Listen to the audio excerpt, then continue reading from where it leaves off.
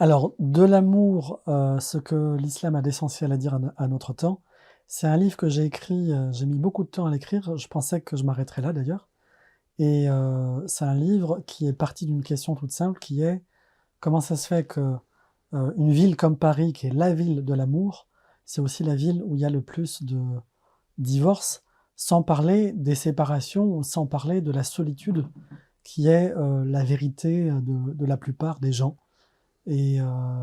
donc je suis parti de cette question et je suis parti d'une deuxième question qui était de me dire, est-ce que, comme certains peuvent le sentir peut-être ou le penser, est-ce que, on a trouvé la bonne façon de vivre l'amour aujourd'hui, étant donné un changement d'époque, de contexte, de style, de plein de choses? Est-ce que, il y a un progrès, en matière d'amour? Et s'il y a un progrès, eh bien, est-ce que les musulmans devraient,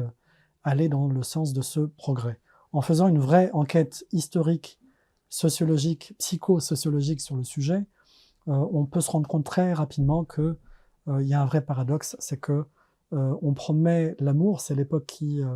a le plus promis et valorisé l'amour. C'est aussi l'époque qui a produit le plus de solitude à l'échelle de toute l'histoire de l'humanité. Autrement dit, la grande promesse,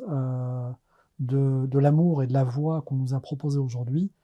c'est une vraie impasse, c'est plus qu'une impasse. Ça détruit plus que ça ne permet de construire l'amour.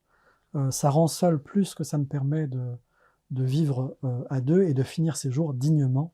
en fin de vie quand on est âgé et cetera. Et ça participe, plutôt de, la séparation généralisée, pour ne pas dire, ça participe du séparatisme généralisé, des jeunes avec les vieux, des hommes et des femmes, et puis en fin de vie, les vieux qui se retrouvent tout seuls. C'est un seul et même phénomène à l'origine, c'est l'individualisme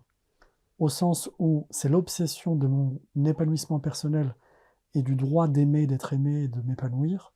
qui, parce qu'il est pratiqué tout jeune, sépare les enfants des parents, sépare ensuite les parents eux-mêmes entre eux, les hommes et les femmes, qu'ils soient mariés ou pas, et à travers l'âge, sépare les vieux d'avec les parents et d'avec les jeunes, puisque chacun est pris dans son projet personnel d'épanouissement et n'a pas le temps pour continuer à sourire à ses grands-parents, n'a pas le temps pour aller faire des courses, n'a pas le temps pour aller les accompagner jusqu'à la fin de leur vie pour qu'ils finissent de façon digne. Voilà l'essentiel de ce livre. Donc il part vraiment de la réalité d'aujourd'hui et il interroge l'islam comme sagesse universelle, non pas pour les musulmans, mais pour tout le monde, et pour voir ce que l'islam peut apporter pour dénouer ou nous permettre de sortir de cette crise de l'amour moderne.